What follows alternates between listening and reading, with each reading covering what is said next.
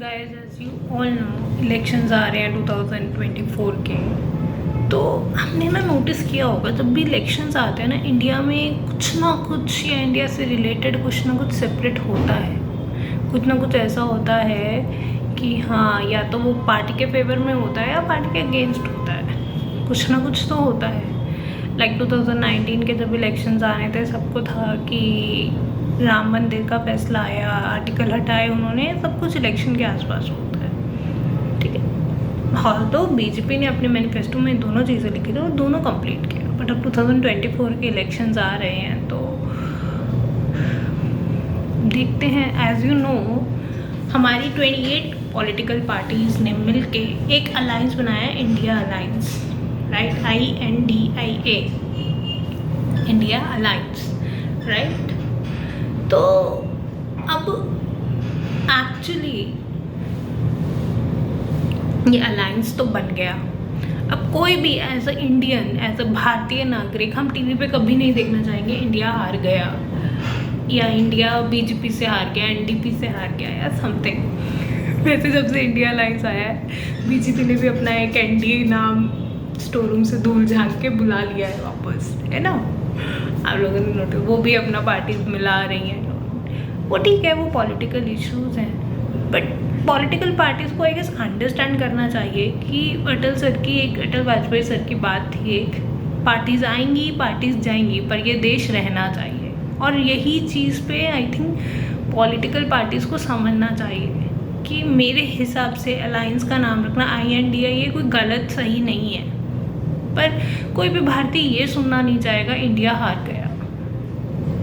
और what I believe आज की जनता इतनी मोटिवेटेड और इतनी समझदार है, आज की जनरेशन जिन्होंने वोट करने हैं, कि खाली इंडिया नाम रखने से वो अट्रैक्ट नहीं होंगे उनको वोट करने के लिए। खाली ये नाम रखने से वोट ज़्यादा नहीं पड़ जाएगा कि India means India and all, क्योंकि अब जो जनता है वो पढ़ी लिखी है, वो समझती है चीज़ों को और वो उन्हीं को वोट करती है जिन्होंने काम किया है। जैसे 2019 में सब मिक्स रिएक्शन से, स्पेशली पंजाब जहाँ से मैं बिलोंग करती हूँ, वहाँ तो वैसे बीजेपी कभी आई नहीं कि बीजेपी को वोट नहीं करेंगे, बट लोकसभा इलेक्शंस बीजेपी ने ही जीते और मेजॉरिटी सीट से जीते, क्योंकि ग्राउंड पे काम दिखा था जनता को, गरीब लोगों को काम दिखा, हम लोगों को काम दिखा, मिडिल पीपल को काम दिखा। ऑल्दो आई अंडरस्टैंड उनकी पॉलिटिक्स, उनकी जो पॉलिसीज़ थी वो शायद बिजनेस फैमिली के लिए, मिडिल क्लास बिजनेस के लिए अभी इतनी फ़ायदेमंद नहीं रही, लेकिन उन्हें काम दिखे। हमें दिखा कि हमारी रेपो बढ़ी है, हम कहाँ थे और वर्ल्ड लीडर बन गए हैं। हमने देखा कि हम पॉलिटिकली प्रेशर बना सकते हैं। मोदी सर ने एक बार आपकी अदालत में आए थे, I don't remember the year, काफ़ी टाइम पहले की, उन्होंने कहा था कि इंडिया के अंदर वो ताकत है कि वो पॉलिटिकली वर्ल्ड पे प्रेशर बना सकता है। हमें प्रेशर के अंदर आने की ज़रूरत नहीं है, हम लोगों पे प्रेशर बना सकते हैं, वर्ल्ड पे प्रेशर बना सकते हैं। और ये चीज़ उन्होंने प्रूव करके दिखाई कि उन्होंने प्रेशर बना कर दिखाया।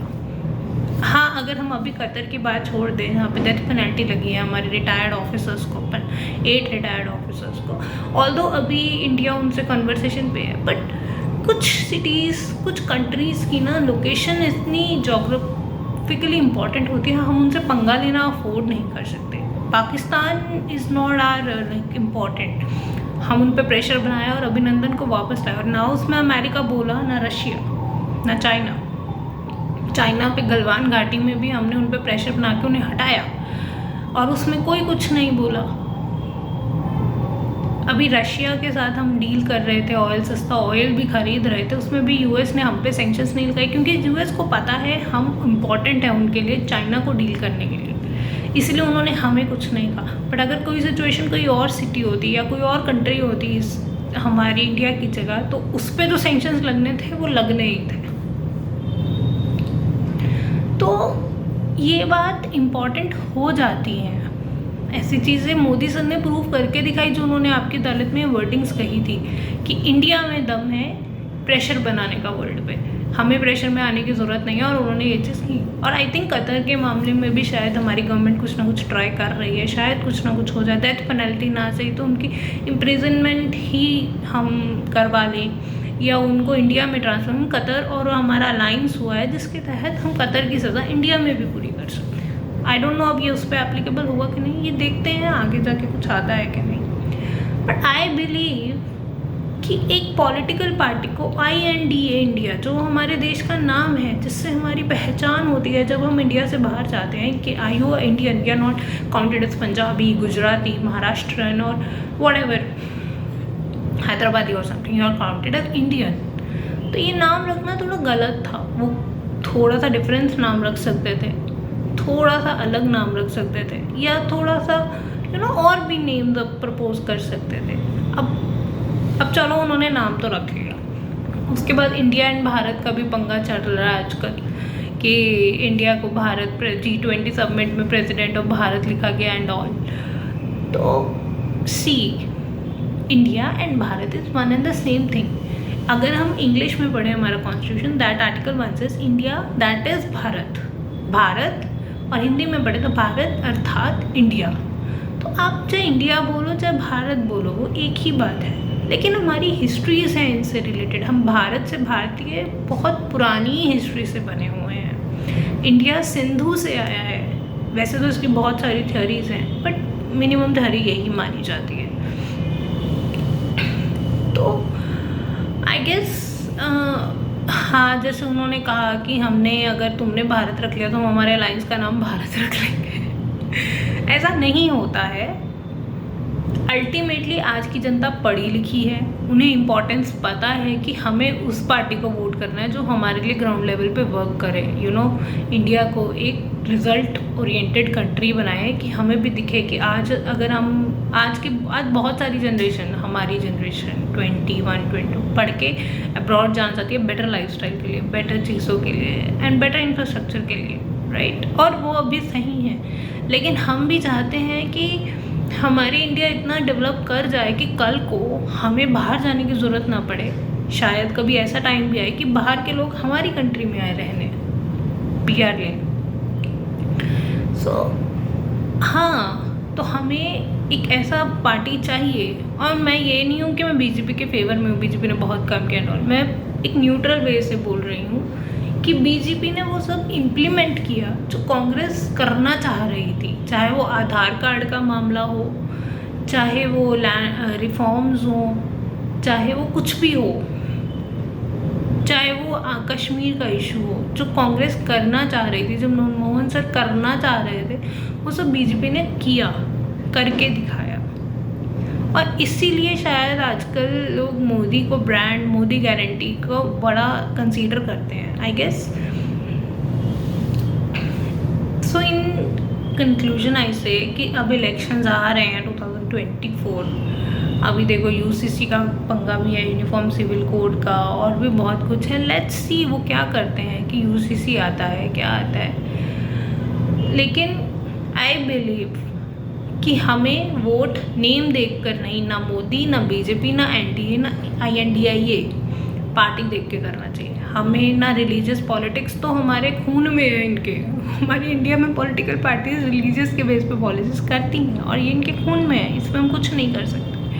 बट इन्हें करना, हमें वोट करना चाहिए on the basis of work, जिसने जिस स्टेट पे वर्क किया है। और आई बिलीव अगर सेंटर में BJP है या आती है तो एक प्रॉपर डेमोक्रेसी मेंटेन करने के लिए स्टेट्स में कोई और पार्टी आनी चाहिए जिसने काम किया हो। फॉर एग्जांपल अगर हम कांग्रेस का ही एग्जांपल ले लें, कांग्रेस पंजाब में हारी थी लास्ट टाइम। क्यों? क्योंकि लोगों को लगा कि पंजाब में काम नहीं हुआ, उन्होंने आपको वोट किया, पर कभी भी BJP को वोट नहीं किया पंजाब के लोगों ने। वही तेलंगाना में BJP को सीट्स नहीं मिलती हैं तो कांग्रेस को मिलती हैं।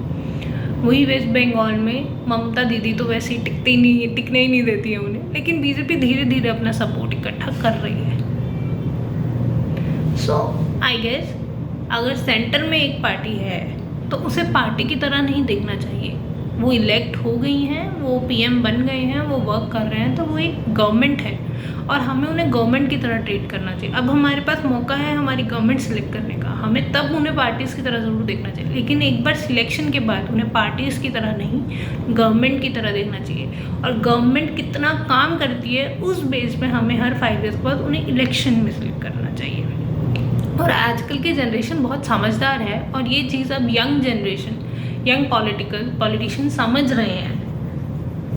अब आप हो चाहे कोई भी हो, तो आई गेस अब देखते हैं कि इलेक्शन का क्या रिजल्ट आता है, मोदी आते हैं या कौन आता है।